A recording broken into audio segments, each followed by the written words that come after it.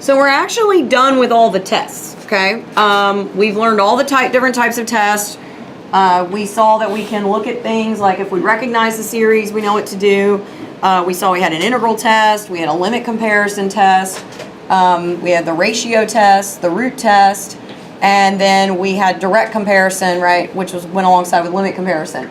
So now what we're going to start looking at is specific types of series, and these are called power series. So today we're just going to look at how to work with a power series, how to tell if a power series converges or doesn't converge, how to find the values where it converges, and then in the next section we'll actually show you how to generate a power series off any function. So what a power series does, and it's very, very useful, and for you guys that are going on, you have to take physics, any upper level physics, if you're a computer science major or an engineering major, you will work with these again, okay? Power series, all right? And what we use them for is it allows us to take any function, right, that's continuous and differentiable and rewrite it as a polynomial. So you've actually been exposed to this before. Back in Calc 1, we would look at the equation of a tangent line, right? And then a little bit later in the course, we brought that idea back and we did something called linear approximation. And what we said is if you find the equation of the tangent line and you look at the line sitting right on the curve at a specific point, then the line was just as good as the curve anywhere around that neighborhood of values. If we went too far away from the value where we created the line out, you saw the line got way off from the curve. So we would do something like this. So if you had a sine wave and you wanted to find the tangent line approximation at x equals 0, right?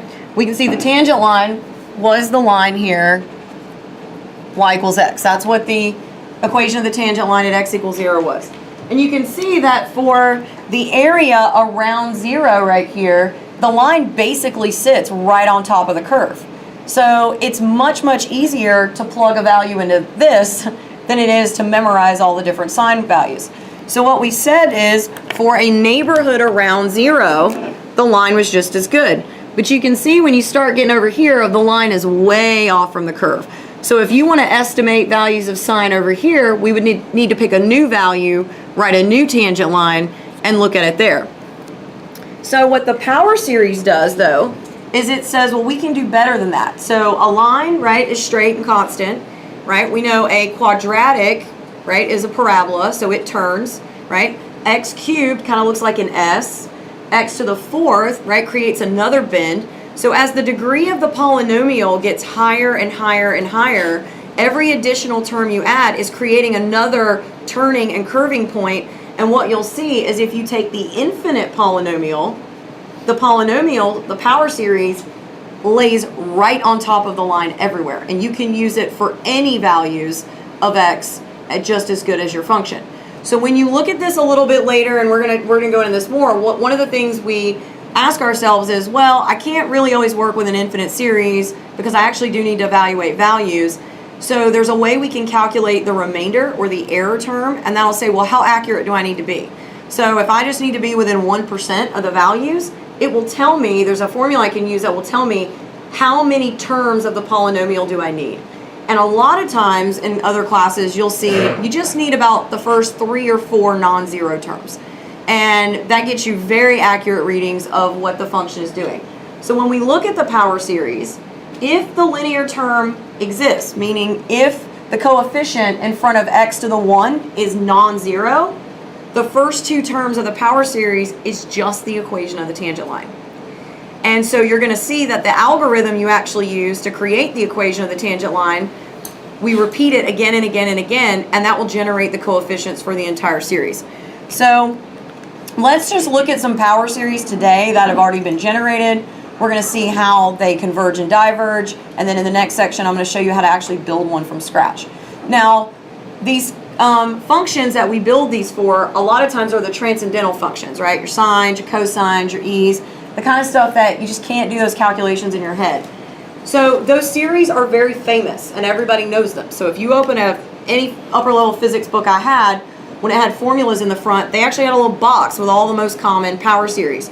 So no one's really gonna, and this was kind of one of the disconnects I had. So I took it in math, and everything in math was first principles, learning from theory. So I thought I had to build every series from scratch. So I'd be in my physics classes doing derivatives, building the series, and one of my professors was like, what are you doing?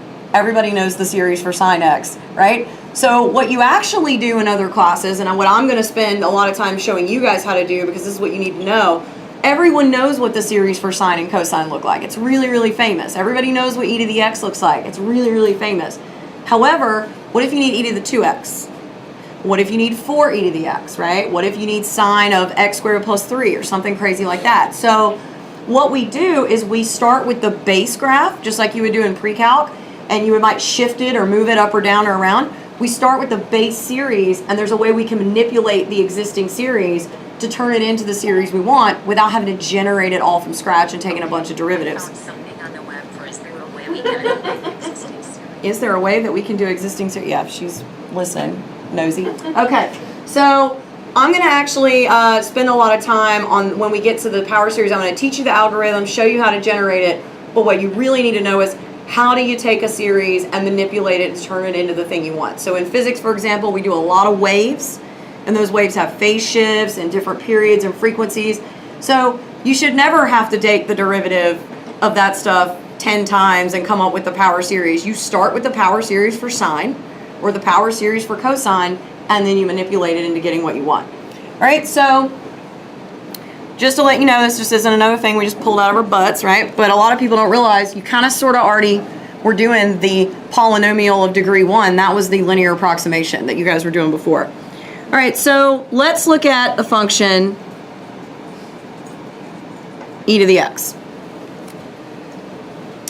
So the power series approximation says this polynomial, and we're going to generate this one in the next section by hand so you see where these come from, but right here, if we center it at x equals 0, and so what I mean by center, right, if you did a tangent line approximation, you had to have a value where the line was tangent to the curve. For the polynomial approximation, and I have a diagram I'm going to show you this, we actually call it the center. So the center is the value that we're plugging into all the derivatives to generate the coefficients. And if you plot all of these degree polynomials on top of each other, you'll see they all intersect at that point, and you'll see that the line you get is the tangent line at that value. So if we generated the power series centered at x equals 0, well, there's the equation for the tangent line at x equals 0, if we did that by scratch, right? But the polynomial says we can do better. So then we have a squared term,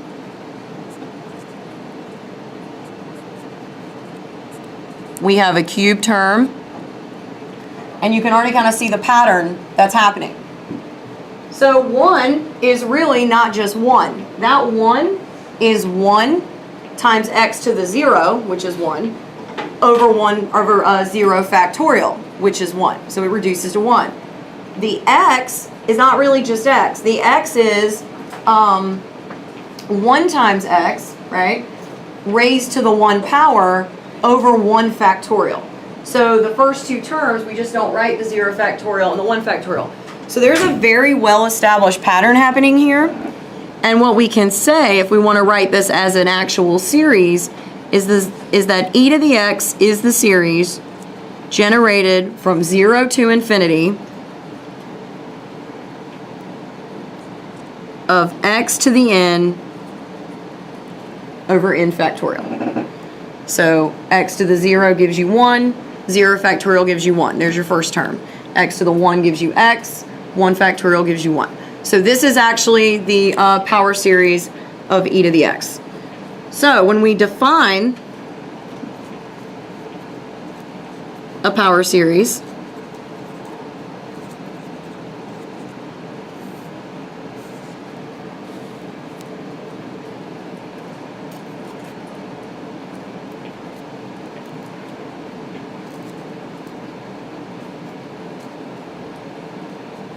if we expand this out, what's going to happen is we're starting from 0.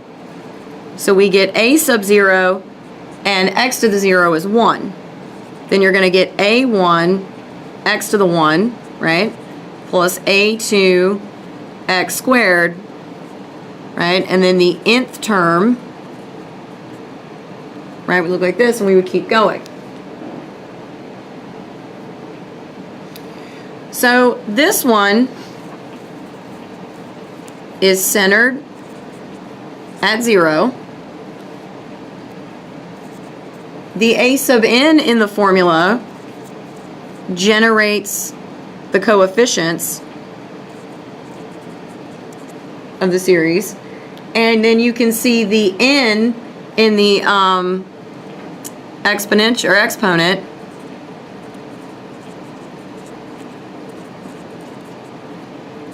is the degree of the polynomial.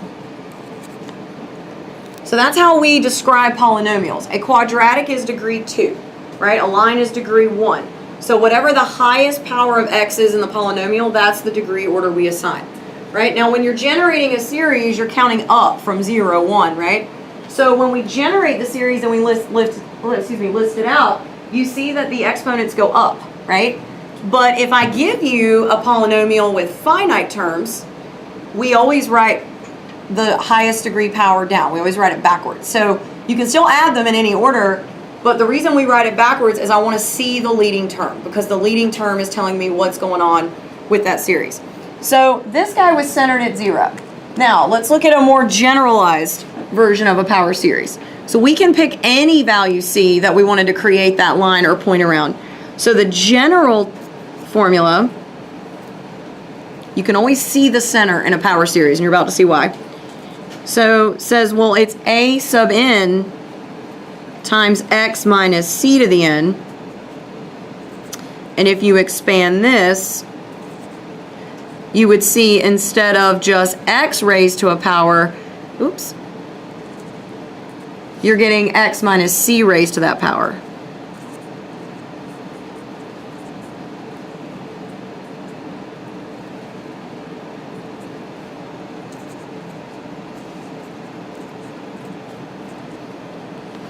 So you can see the center in the series, and we never expand this out right here. We never expand these terms out. We always leave them of the form x minus some value c.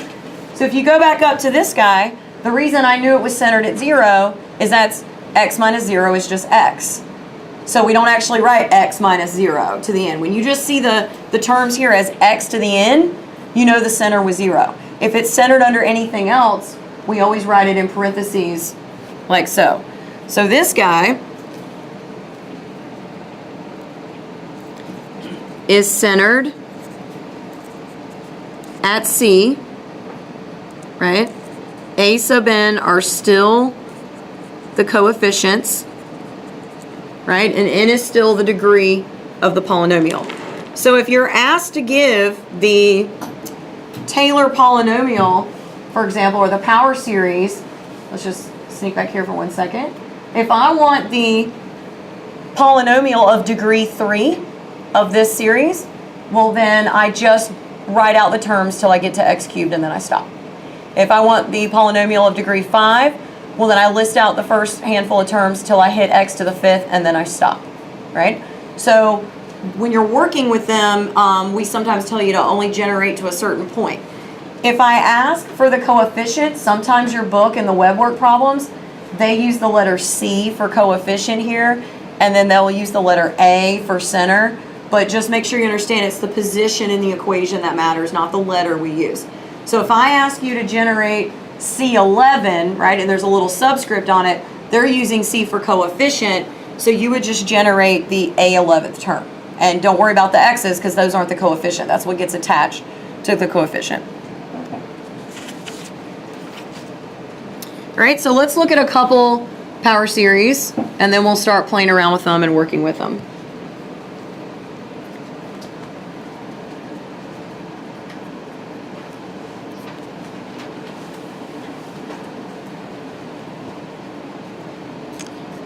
So I've already snuck ahead,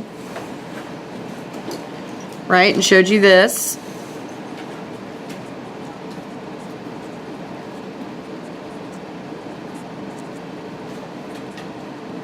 So we can see by looking at the structure of this This guy is centered at 0. And furthermore, we've already snuck ahead and saw that that's actually e to the x. That's how you write e to the x as a power series.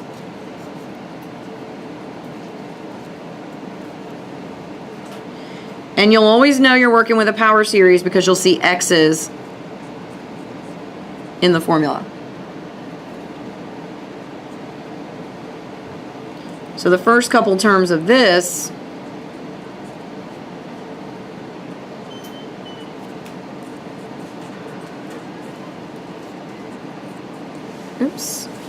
should be a 1. We're going to look like this. So that -1 at the end makes everything alternate from positive to negative.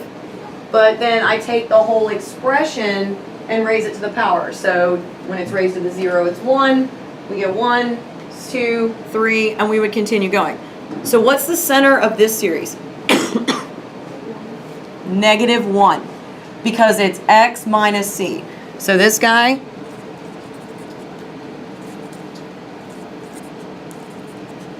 is centered at -1. And I could actually see that too from the original structure of the equation. All right, we'll look at one more.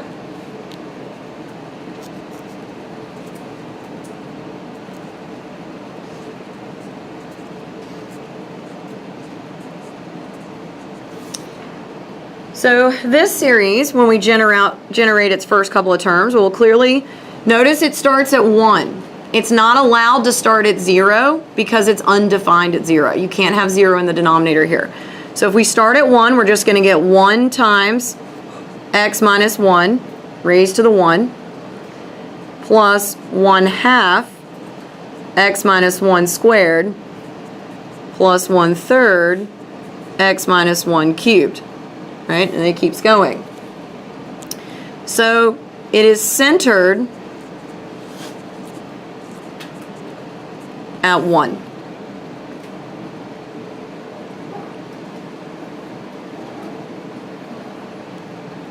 So every one of these power series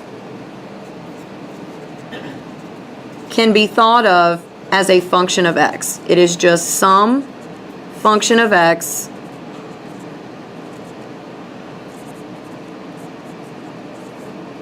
that is turned into a polynomial.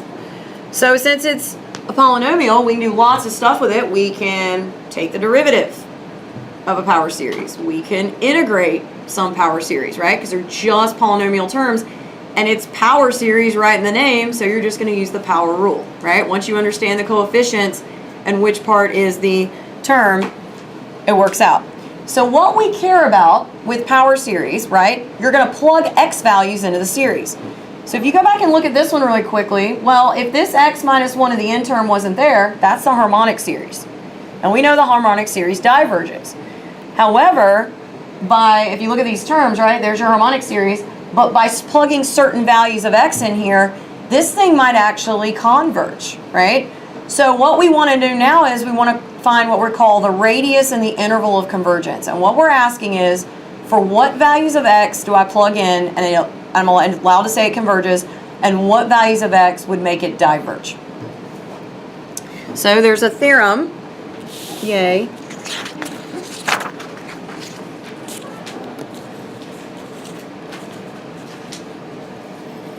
All right, sorry, this red's like harsh on my eyes. We'll switch to blue. All right, so how do we tell or talk about the convergence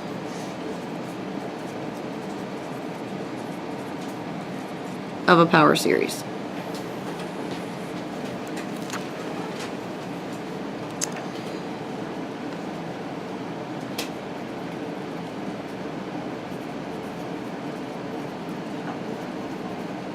So for a power series, centered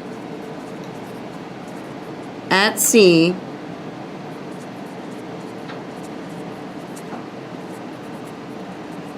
precisely one of these is true, right? So it's not all or nothing. Every power series will fall under one of the following three categories. The first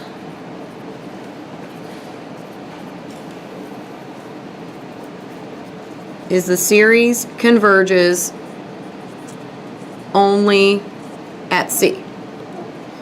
So all power series have to converge at their center, because if the term x minus c is there and you plug in c for x, you get c minus c, which is 0. So you're just going to get the series of zeros. That's it, forever. So it would converge, right? And more importantly, it would sum to 0, right? Except maybe the first term, right? If the first term is 1, it would sum to 1 because everything else would be zeros after that. So a power series, just based on the structure of the formula, and just to show you what I mean right here, right? If you plug in a C right here, the only term you're going to be left with is the first term, and everything else would go 0. Oh, actually, I'm sorry, they'll all become zeros. Well, no, because 0 to the 0 is actually 1. So, yeah, you'll either get 1 or 0 is what it'll sum to. So we can actually draw this graphically, and when we start talking about radius and center of convergence, I want to see a number line. It really helps, and you'll see when we work problems, I'll do it. But what we mean is that of all possible values of x, this thing only converges at that point. So, right, x minus c is it. There's no interval there. It's just one value. The second thing that can happen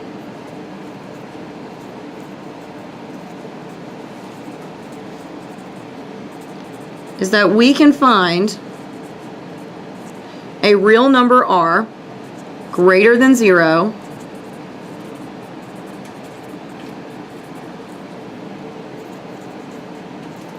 such that the series converges absolutely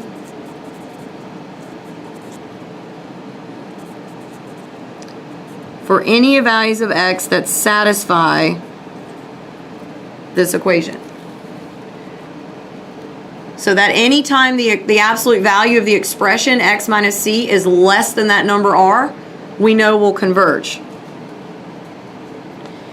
If the absolute value of that expression is greater than r, then it diverges.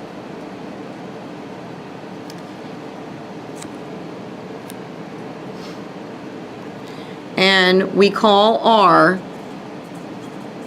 the radius of convergence. So we can sketch this too.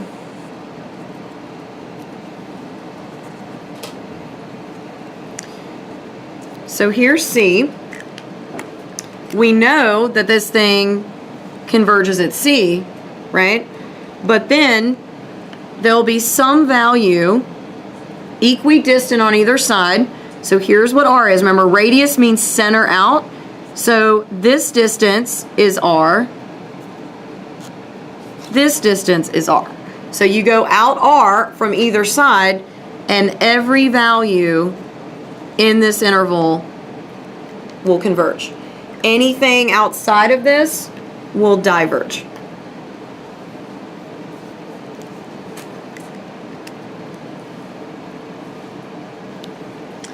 The third thing that can happen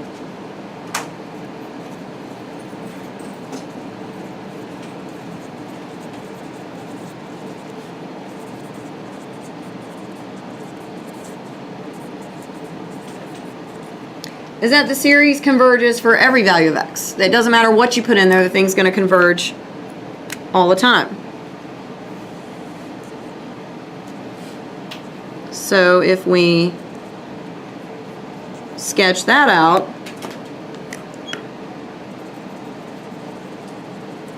that's the whole entire number line.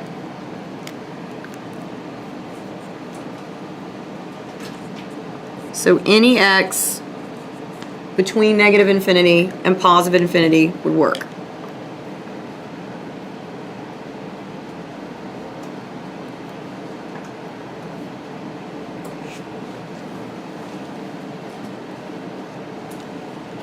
So we sort of did a little bit of this in a weird way when I gave you the series on the quiz and I said, for what values of x does the series converge, right? It looked like a geometric series. So you took the expression that we were raising to the end and you said, well, the condition for a geometric series to converge was that radius r, right, had to be less than 1. So we set the expression, the absolute value, less than 1. We solved the inequality and we saw, oh, as long as I'm plugging in values between these two, I'm good. So that's going to be a similar exercise to find these radii. So one more thing I want to mention, right? If we look at condition 1 and you look at the number line, what's the radius of convergence for this? Let's think about it. A radius is a distance from the center out. 0. So when it's centered only at C, it has a radius of convergence of 0. It means you go nothing away from the center. You only get to stay at the center, right? For 2, we have an actually well-defined value r. We'll actually be able to find that number. But if the center, which I didn't draw here, is here, and we're allowed to use the whole number line, what do you think the radius of convergence is for the third guy? Infinity, right? So you start at C and you just go all the way to infinity. So the radius of convergent here is infinity. So there are 2 different ways we can express this, right? If I tell you the radius is 0, then you know it's only centered at its center, right? If we tell you the radius is infinity, we know it's got the whole number line at our disposal. And then if we give you a specific radius, you're looking at case number 2. Yep. Case number 2, what happens if x minus c equals r? If x minus c equals r, well then that's not really, that's not r, because r is defined as the values for which x minus c is less than that number. Yeah, so it's not like you know r and then you're trying to compare it to r. We're actually going to calculate the r. So that should not be a thing. Now, what is happening when r is a good question, and we're going to look at that in a second. Right now we're just talking about how to find the x values where it does converge. But if you're at the value where x, and it's not technically where x equals r, it's where x is r away from the center, those are the endpoints of the interval. So what we're going to see is we're going to first find the intervals themselves, and then we're going to see that you actually have to test the endpoints, because remember when you guys did domain and range and you did interval notation, you had to know whether to put parentheses or brackets. So if it converges at the endpoints, we're going to use brackets, right? If it doesn't converge at that interval, we're going to use parentheses. So good question. That's coming up. All right, let's do a quick example. We might be able to squeeze 2 in, and then we'll call it and we'll finish this section up tomorrow. So how do you find the radius of convergence? So let's look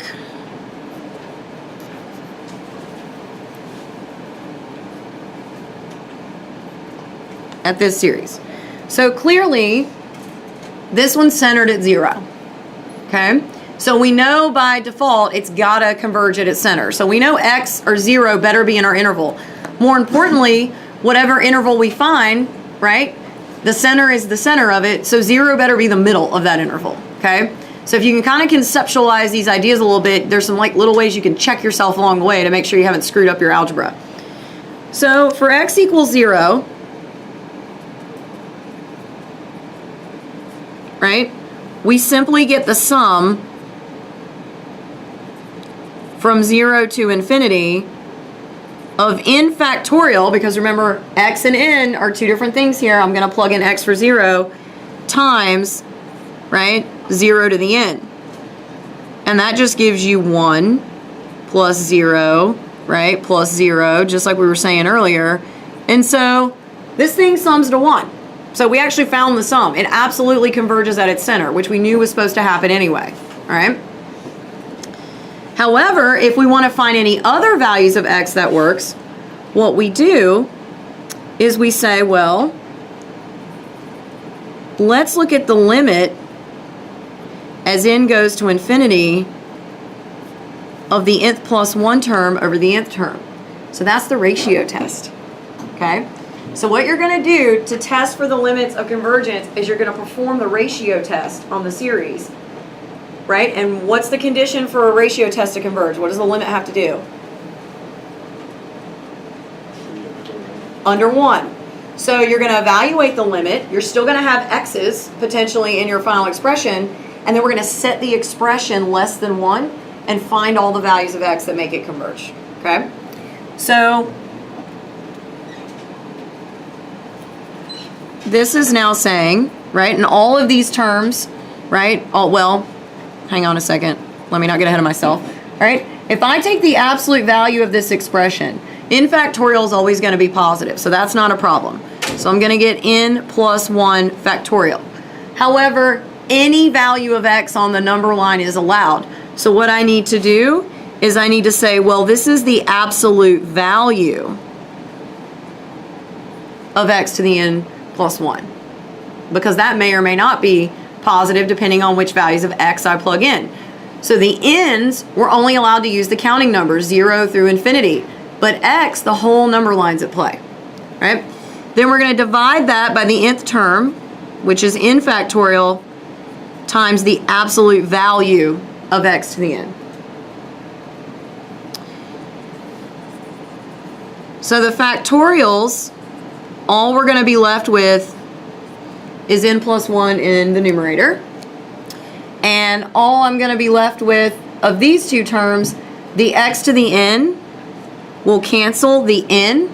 So I'm just left with the absolute value of x. So what is the limit of this as n goes to infinity? Remember, it's n you're plugging in, right? It's just going to be infinity, right? It's going to grow and grow and grow. So the limit of this is infinity.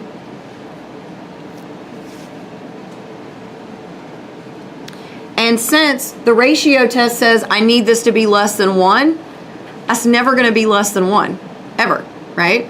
So what we say here is for all x, right, where the absolute value of x is greater than 0. So the reason we use the absolute value here is that grabs all numbers bigger than 0 and any big negative numbers, right? So it's basically saying all values of x that the absolute value is non-zero, the series diverges. So since it only converges at its center,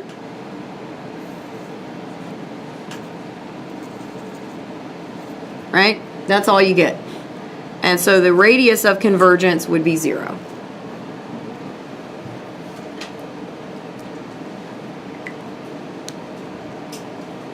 So since we didn't even get to an expression with x, this thing's infinity all the time, right? We saw only c worked at 0, and we actually plugged it in and tested it, and we know the series sum to 1. All right, let's do one more little quick one. This one's fast. I just want you to walk out of here seeing an actual r value so you don't think I'm just pulling your leg.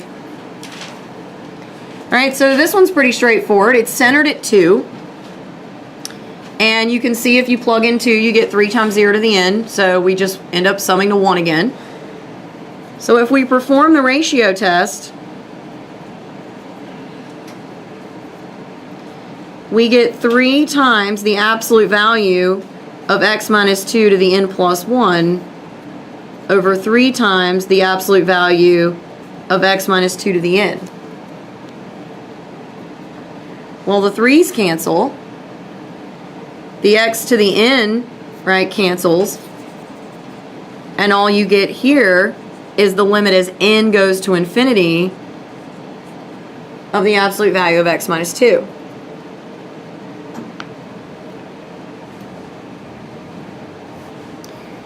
So n is the variable in the limit. So there are no n's left in the equation. So x minus 2 represents a constant. So that means this limit, right, is just this.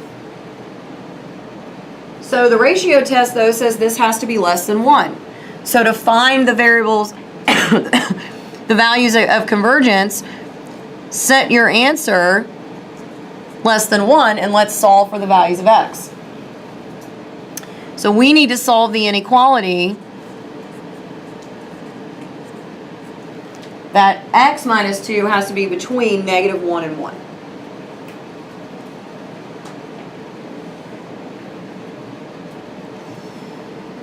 If I add 2 to both sides, this is going to give me +1, to 3.